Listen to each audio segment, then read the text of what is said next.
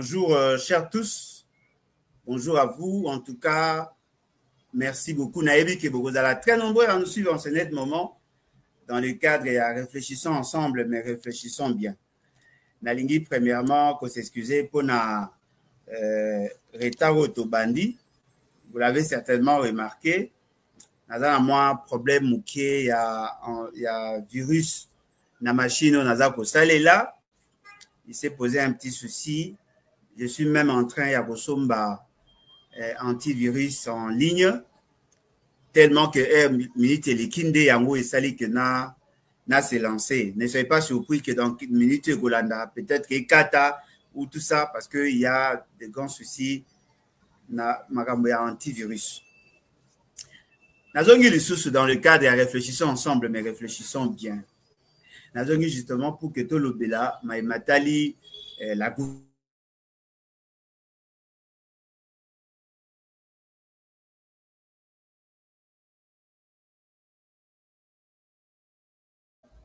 Oyazako imposé biso dans ces pays. Vous savez que notre pays a un problème ébélé, un problème mingi d'aller lié na mbongo. Tout dans la difficulté, il y a quoi assouvir certains besoins existentiels, justement parce qu'il se pose un problème de moyens. Mbongo eza penza mingité, mais la dépense haute aux ko effectuer, eza ko la que nous ne sommes pas disciplinés, nous ne sommes pas sérieux. Et je crois que ça soit mon père, que ça soit le père, il y a Nicolas Kazadi, Nicolas Kazadi, d'ailleurs tout le monde le sait, papa n'a qui est économiste. Moi, mon père fut un commerçant. C'est-à-dire que baza bateau okuna ebi théorie, okuna ebi pratique. Effectivement, nos parents avaient raison.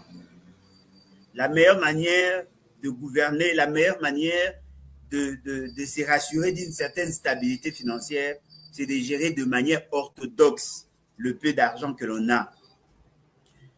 Lelo, toza na pasi ponanine. Mboka na biso est traversé une longue période de la crise. Je prends d'abord l'aspect de la crise financière et économique.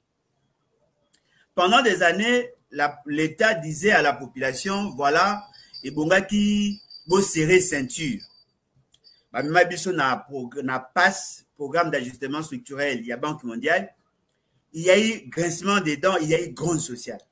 La population, il est là qui, et mon avis que, mboke zaki na PAS. Ba yebisa biso bo kanga mutema bozela makameko funga. Et pour arriver le sous que na mboka na biso to connaître ba pillage et ainsi de suite. À chaque fois, le gouvernement disait à la population, gardez votre calme, prenez votre mal à patience. Tozo ko bongisa makambo, kala mingi te makambo ko fungwama, bino pe boko se retrouver. Mais biso tonda ko le atobi, mais pour la nini boza ko senga na population akanga mutema, mais bino bo dilapider les fonds publics. Ba ebisi biso na ba théoriciens que non voilà, makambo na biso za ko tsimba te parce que la communauté internationale aza ko yiba biloko na biso, aza ko empêcher biso de se développer. Mais avec le temps, tout le monde s'est rendu compte que le problème n'était pas seulement par rapport à la communauté internationale, il y avait aussi une responsabilité au niveau national. Parce que Mbongo Toanda Kozwa, pendant toutes ces années, et Kokaki ko servi biso, to résoudre un certain nombre de problèmes. Parmi les problèmes, il y a des problèmes, il y a l'employabilité des jeunes, problème, il y a financer le projet de développement, problème, il y a renforcer davantage le fonctionnement et l'administration. Et donc, tous ces besoins-là, et Sengaki Mbongo, mais Mbongo Tozaki Nango, c'était mal géré. Bandekonabiso a eu de pèse, Babundi, pendant des années d'après Bango, certains parlent de 37 ans, Bamsou Balobi, de Mounam Talobaga, Bamboula Oya, Lobi Oyazo Kamis. Les lois basés na pouvoir. Na pouvoir, oh, Bango Bazaï Nango, en réalité, et Bonga qui va corriger. Et l'avantage na Bango Ezali, Baye Kokota na pouvoir, pendant que l'État a créé une série de réformes, et ces réformes-là permettent à l'État à avoir plus d'argent en matière de mine. Comme vous le savez, le secteur minier, c'est un secteur rentable. Bien qu'ils aient une faible capacité génératrice d'emploi, mais il y a un secteur rentable parce que ça apporte plus de revenus et aux entreprises et à l'État. Mais le cas qui n'a problème, il y a fixation, il y a taux d'imposition, il y a redevance, il y a taxe, il y a impôt. Il lui fallu que va changer au code minier. À partir du code minier, il va y le taux. Si le corps va penser qu'il va avoir un moratoire, et il va arriver que c'est à partir il y a 2019-2021, ne bonga qui va bandasko ko futa. Ba yeko sala réforme wana, tozeli, Félix Sekela attire le pouvoir. Première année à Félix, a coûté un budget à 4,9 millions et 1,4 milliard. Wana zali budget Yasuka Oyo nani Chibala à Salaki.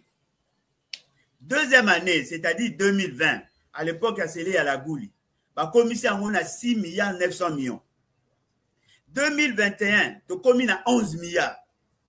2022, tu commune à 11 milliards et de poussière. 2023, tu commune à 16 milliards. 2024, tu commune à 16 milliards et de poussière.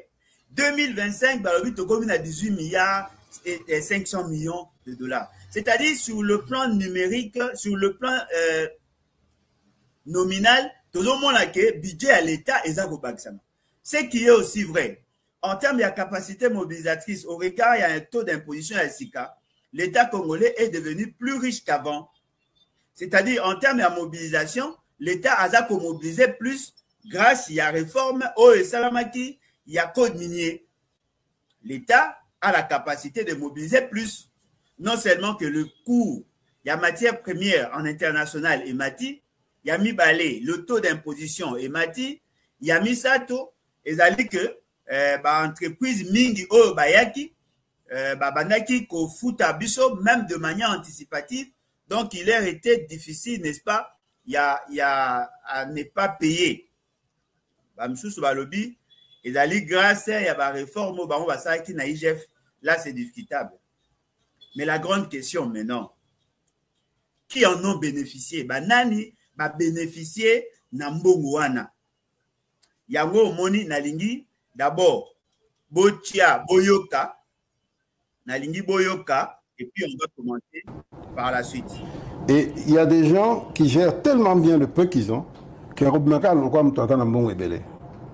et il y a des gens qui sont irresponsables. Attends, il y a des milliards de gens qui des problèmes, toi, dans mon beaucoup. Nous avons une expérience. On a même budget de 4 milliards à 16 milliards. Au fur et à mesure, les hommes matin, la rubrique Mezo Bakisama, la prix Mezo Bakisama, Banan Mezo Bakisama, pour Salam Salam Alonga, il faut Bunda. So Bundi, tu es au Kénékabou. Pour moi, il y a 30 millions de dollars. Oh, jeton de présence vers un Kabi. Donc, c'est ça le problème de ce pays. Donc, c'est gestion à Bisso, mais c'est ça le problème. Je vous ai montré, pour l'Assemblée, c'est nanana. La dotation à Bango, il y a 2017-2018, ils avaient qui 5 milliards par mois. Par mois. En 2022-2023, ils ont commis 47 milliards. C'est dit presque par 10. Mais vous avez ministre de la Finance, il y a budget et qu'il y a une institution. Un projet de développement. Mais mais 80% budget qu'on a une institution. Mais ceux qui ont le bien, c'est ça qui m'arrive. Mais c'est la culture congolaise. Tolingi, jouissance ming. Ceux qui m'ont dit, il faut réfléchir après. Bon, un projet, tu peux réfléchir après. C'est ça le problème. Bon, fonctionnement, tu peux mis petit salaire, prime, tu peux réfléchir après. Comment veux-tu expliquer que, dans le premier mandat Mobimba, l'État a créé 53 établissements publics Yassika. Donc, c'est des gens qu'il faut payer et tout ça. Et puis, on les crée en cours d'année. Même pas de prévision budgétaire. Oui, on les crée qui 53 en 5 ans. Donc, et puis, ils commencent à recruter, et puis, ils n'ont même pas de cadre limite. Alors, comment recruter, tout ça. Comment veux-tu qu'on s'en sorte? C'est ça le fond du problème. Mais bon, il y a mon conseil, ça ne va pas. Na conseil des ministres, non, mais mais ça matata. Aucun c'est simple, ça matata. Mais ça moko, comme tout ça, famille moko.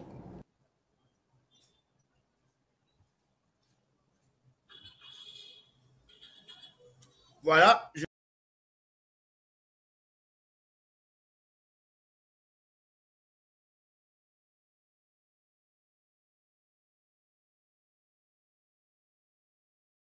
je crois que c'était ça l'essentiel.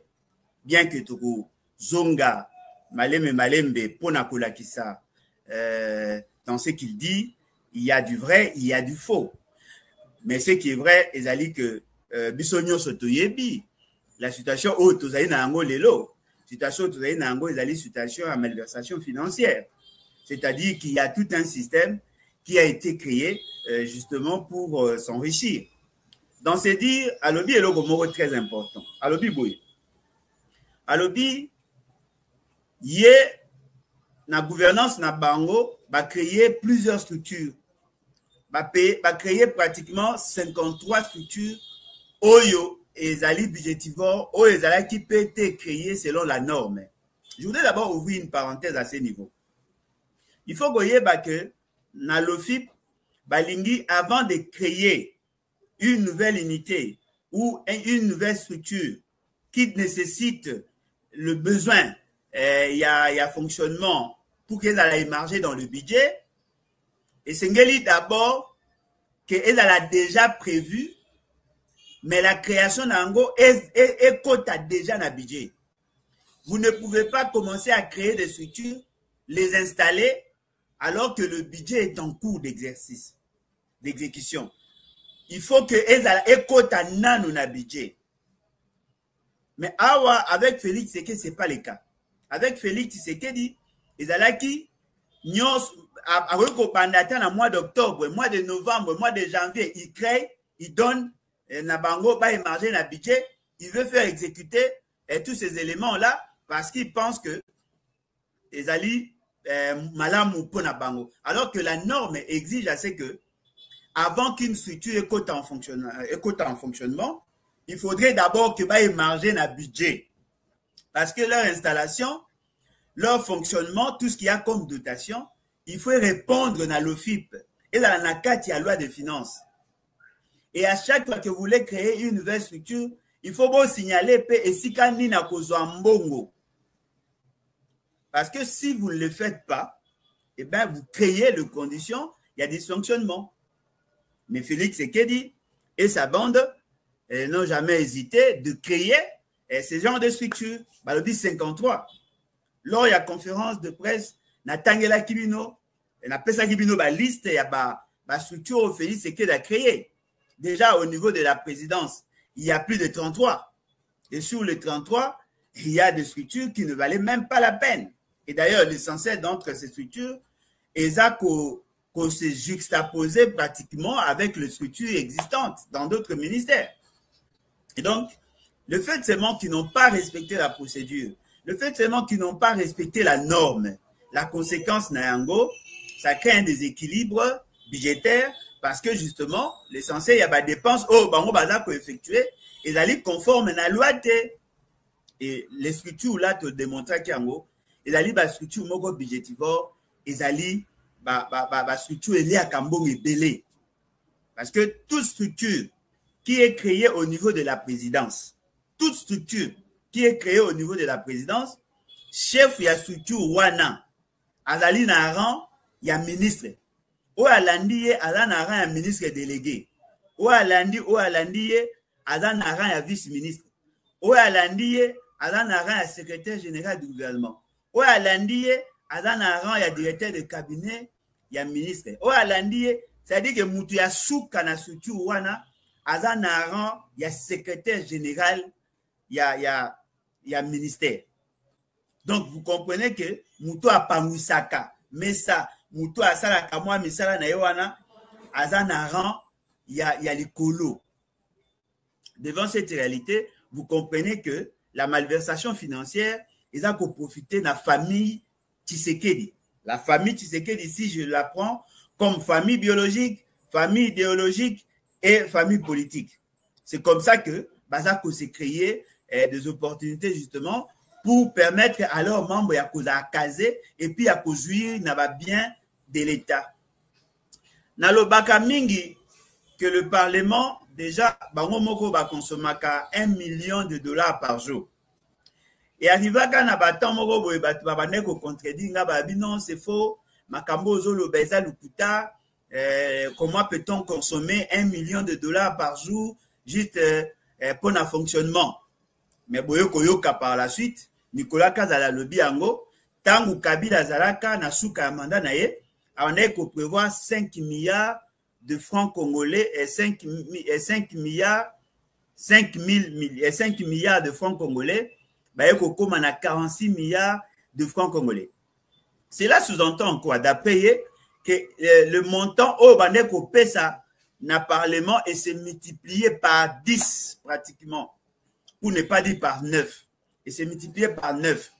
Ce qui te sali, te déflaté au regard de la fluctuation monétaire, tu commences pratiquement multiplier par 8, entre 7 et 8, c'est-à-dire 700% de plus au bango babakisi. Les lones aux aléas, l'Assemblée nationale a dépensé par mois 16 millions de dollars, ce qui a sali dépassement budgétaire. Le Sénat a dépensé pratiquement dans le 12 à 14 milliards à 14 millions de dollars. Ce qu'on s'en ici est sali pratiquement 30 millions de dollars par mois. Or, moi civil, na matière d'administration, moi, le nombre de jours d'administration est à 22 jours. Donc, ce qu'on dit, 30 millions au divisé par 22, et qu'on peut s'abîmer plus d'1 million de dollars par jour. Oyo, l'Assemblée nationale et le Sénat dépensent par jour. Et là, na salle en pour l'année, parce que na longoli, mais en réalité, ce qu'on côté pendant na Katia les solo. On peut comprendre que l'Assemblée nationale ne travaille pas chaque jour. Déjà, dans la session, 2 sessions, il y a 3 mois. Ça fait 6 mois. 3 mois, ça fait 6 mois. Pour qu'il y ait des vacances parlementaires. Première session est dans la session de mars. Il y a le 15 mars au 15 juin. Deuxième session est la session en septembre. Et Bandaka, le 15 septembre au 15 décembre. Mais ça par jour, plus d'1 million de dollars par jour. Oyo bango ba utilisera pour le fonctionnement. Sans oublier que les députés nationaux, na ba assistant na bango, na ba staff na bango, c'est-à-dire ba cabinet na bango, baza na bambongo ba pesa ka bango, il y a salaire. Donc vous comprenez que l'institution président de la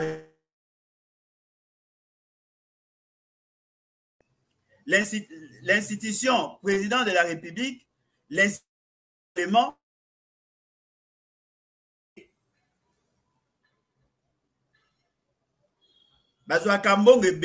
consomme beaucoup de crédits justement parce que l'État, dans le mécanisme budgétaire, paie ça moyen belé. Mais là, vous avez passé. Tous ces gens-là participent aussi dans une certaine mesure à la gestion. Bobo Sanate, tout ça déjà dans 55 membres il y a gouvernement. Chaque cabinet a au moins 50 personnes. Sur les 50 personnes, Nakatuana, ce qu'on multiplie par 55, ça vous fait pratiquement dans le 250 et 2500 personnes. Oyo bango, bazaï ko prendre en charge. Donc, toutes ces dépenses au bango va fonctionner. En termes de voyage, en termes de prise en charge de la santé, en termes d'indemnité, en termes de c'est-à-dire que dépenses union dépenses union so bango va salaka.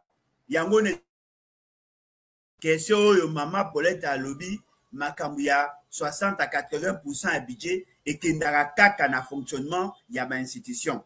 Donc les dépenses wana ils arrivent à dépenses oyo bango moko ba mi pesa grâce au budget. Mais pas si maintenant ils arrivent. De manière globale, le budget national est allé dans nous mouquer par rapport à nos besoins.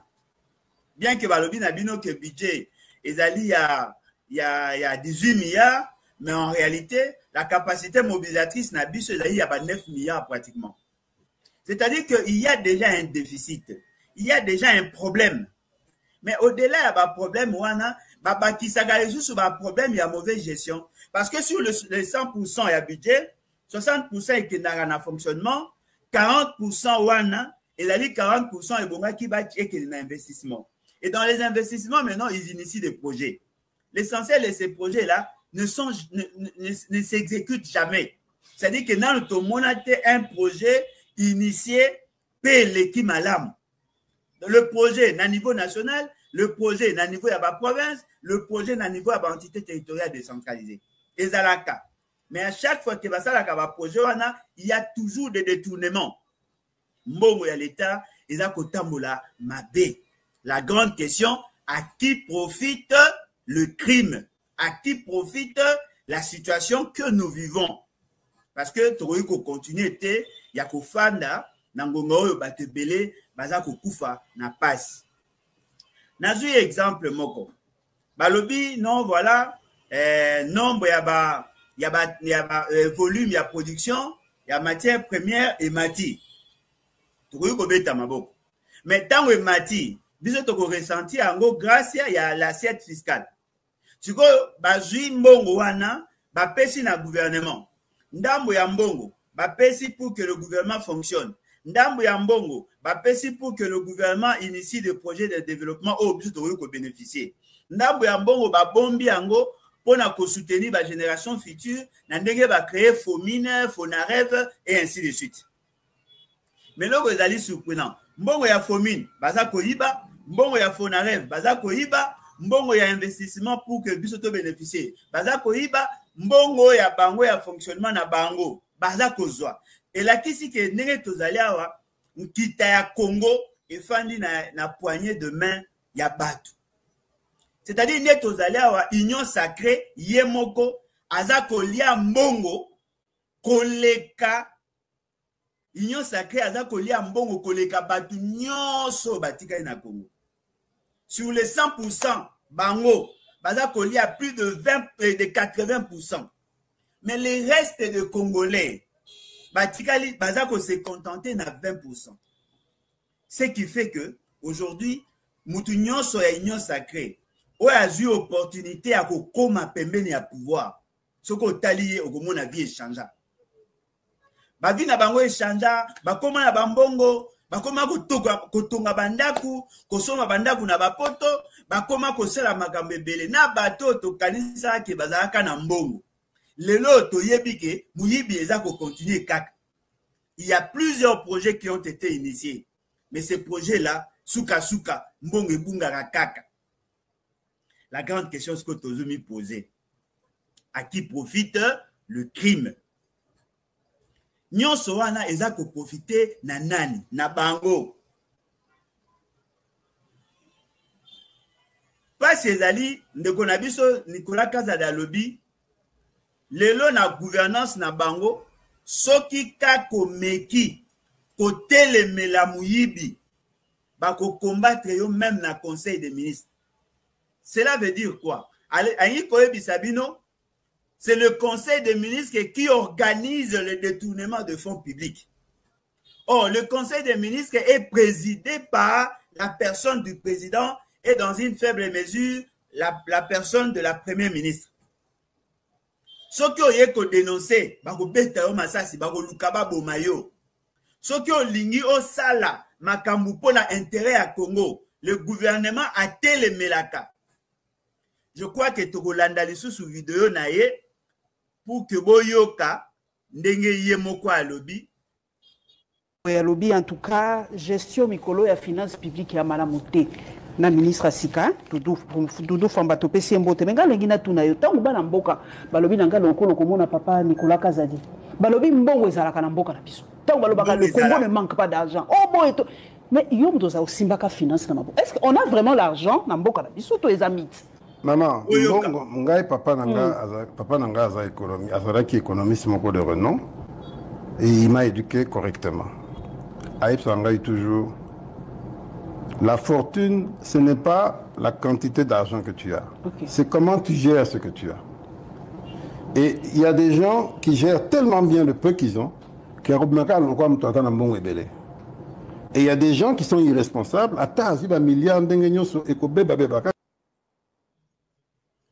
Boyoki, c'est-à-dire, ndenge zaliawa, mutuato dans la mbongo ebele. Ce qu'on a indiscipliné, osa pour mesurer et qu'on peut pas kakaboy.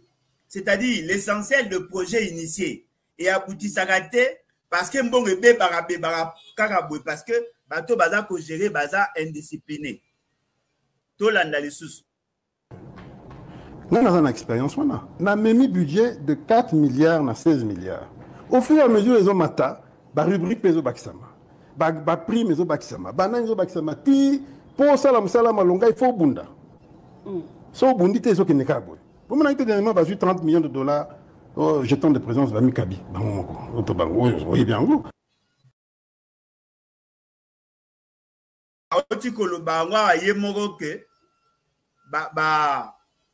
Bazwaka bambongo ba mikaboli, c'est-à-dire ceux qui 30 millions de dollars ezali bazwi mbongo wana ba mikaboli ba mipesi ba jeton de présence basalaka ke bango moko ba gagner bango moko ba profiter na mbongo wana bazaka soki bazwi mbongo wana mbongo ezali tosala likambo moko boya lebo bimisela biso mbongo babimisi mbongo 30 millions ba se redistribuer mbongo wana, c'est ce qu'il dit et je crois que boyoki est malamu.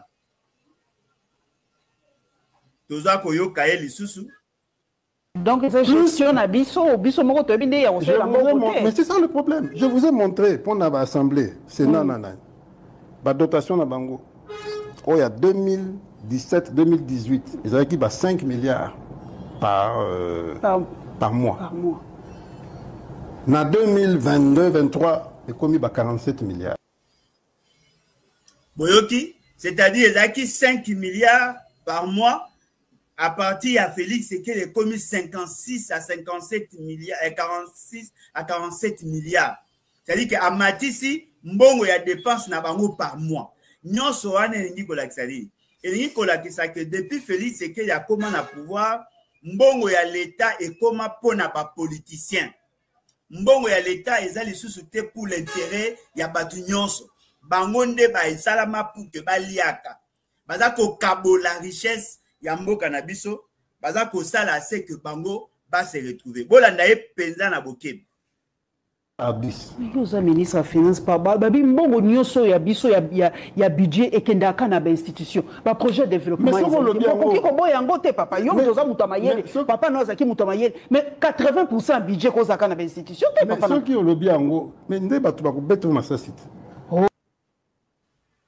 Boyoki alobi soki olobi yango nde batu bakobeta yo masasi, c'est-à-dire et pas na bango et pekisami ko dénoncer mafia o esalema et pekisami ko empêcher bango ba yiba et pekisami ko sala c'est que bango ba se retrouver te yango nde alobi bolanda ye lisusu.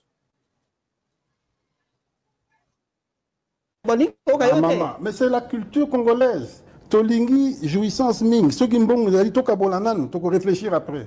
Mon projet est tout kabolinan to réfléchir. Boyoki alobi bango ba congolais de mauvaise qualité balingi jouissance ming. Ceux qui mbongo yé ba kaboli après ba ko réfléchir après. Mbongo yo ba obeti zali mbongo ya projet, ezali mbongo ya finance publique, ezali compte du trésor. C'est-à-dire que ceux qui mbongo yé bango ba zui ba bimisi ba kaboli nanu après ba ko réfléchir après. Ce qu'on moni ba sali projet, ba lobby que voilà la projet à Kotonganzela. Intention n'est pas de construire la route, mais l'intention est d'aller yakoyi banane yakozwana nukolia o etikali nde ba kosa l'assemblée à kosa la route. Voilà pourquoi vous trouvez une veille pas sur la qualité. Ce qui route moko coûter 1 million de dollars. Bango ba ko bimisa 2 millions de dollars. Na 2 millions ba ko pesa 700 000 na entreprise et na 700 000 entreprise ba bise salaka musala ndengwana pour que tu justifies les dépenses auto sales. C'est ce qu'il vous dit. Fonctionnement, ton kaboli, ton mi-petit salaire, ma prime, tu peux réfléchir après. Boyoki, alobi que mbongo soke yé, ba mi-petit avantage, ba prime, ba salaire. Parce que salaire na prime, ba pesa ka chômeur te. Ba pesa ka batu oyo bazali pour ça la musala. Et mingi bato basala ka musala à l'État. Bami pesi, c'est-à-dire aza kozwa na niveau ya batu oyo baza kozwa ba décision eza batu ya CT bango soki bazui bami pesi ba prime lelo ndenge tozali awa ba agent ebele ya l'État bafuta marate mingi bafuta mabe baza na salaire ya muke bamsu ba na prime pe ya muke bamsu pe ba na prime te Oh, il y a Zobeta Lisolo, et là, Lisolo, il y a peuple été, il y a petit peuple été. Et là, Lisolo, il y a Bango. Bango, bah, toi, union sacrée. Boyo Kaye Malam.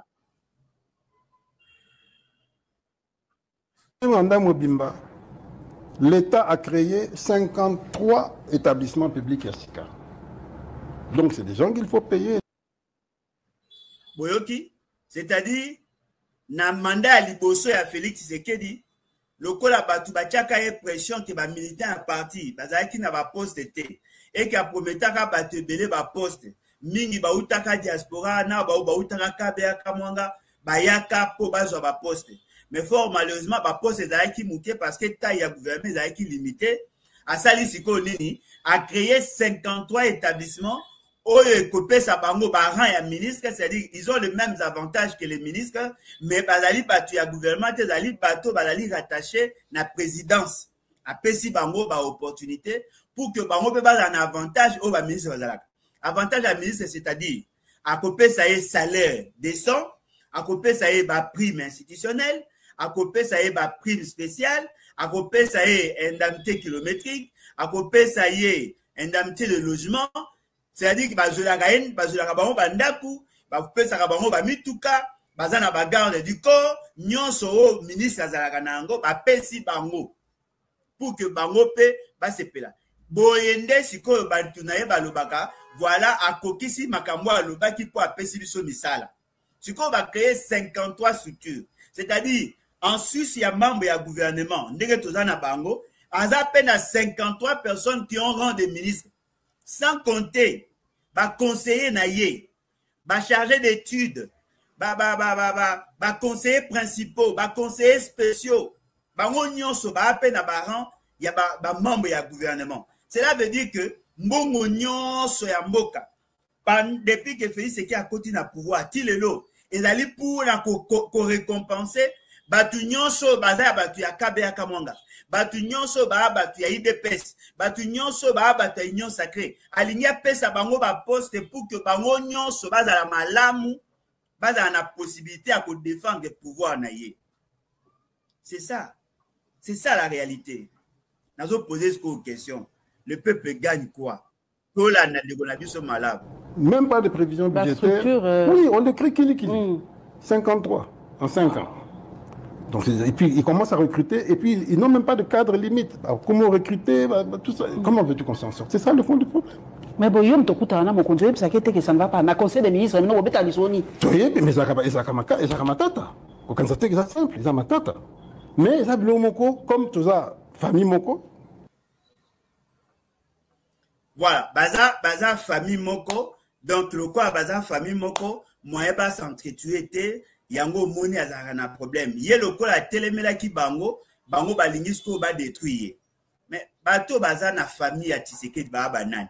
Famille biologique, famille idéologique, famille politique. Eza bato oyo bazaka ndinga ya Félix. Siko ndenge bazaka ndinga ya Félix wana.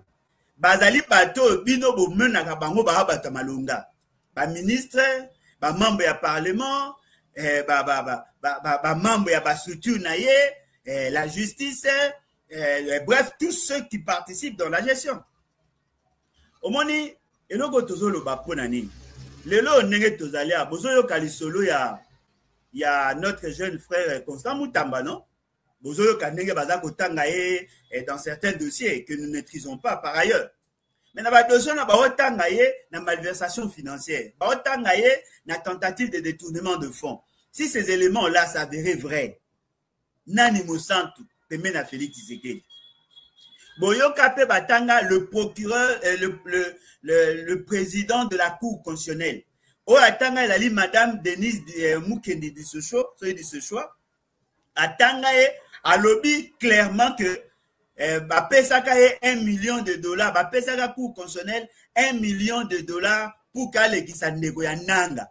Nanga oyo azali kosala rébellion, ndeko na ye o azali gouverneur ya Otuele. Il semblerait qu'il y a pesaka $1 million pour que balekisa ye député national. Bien qu'à l'écati, mais après, il y a une manigance, il y a un trafic côté, Nassima, pour qu'à l'écati. C'est-à-dire que dans notre pays, tout est faux. toutes les institutions sont gérées par des gens corrompus. Donc, ndenge tozali awa, mutu nyonso ayebi ke na mboka na biso eloko ya malonga eza esute. Nyonso ebeba nyonso eza kopola.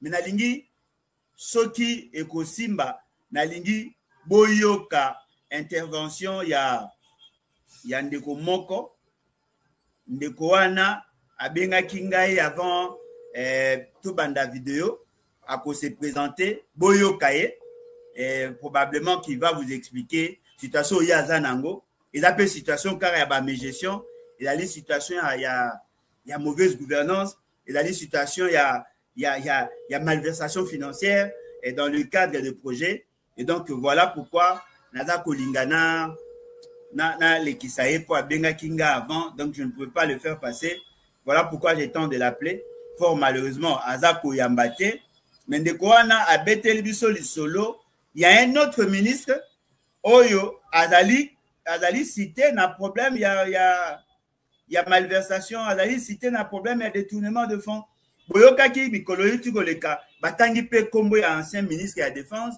batangi kombo ya batebele en matière ya ba fonds destinés na guerre boyokaki makambo ya banzela babimisaka près de 2 milliards de dollars chaque année makambo ya 80 millions de dollars pour na Kinshasa zéro trou boyebi makambo esalemaki na pour na Kasai parce que na Kasai babimisi mbongo pour la 3e fois Kasai oriental pour na kotunga yango pour la 3e fois boyokaki projet à 100 jours boyokaki projet à 145 territoires boyokaki c'est-à-dire que dans cette république bateau bazalaki ba opposant lobby bazalaki déjà na propension à voler propension à détourner et loko esengaki na bango ka ba accéder na poste c'est-à-dire que souci na bango ezalaki pour manifester leur degré à vol ya détournement ya muyibi et bana ko senga ka eloko moko bazwa poste le lot bazu poste Nicolas Kazadalobi mandat mobimba ya liboso ne comptez pas il y a pas de bilan positif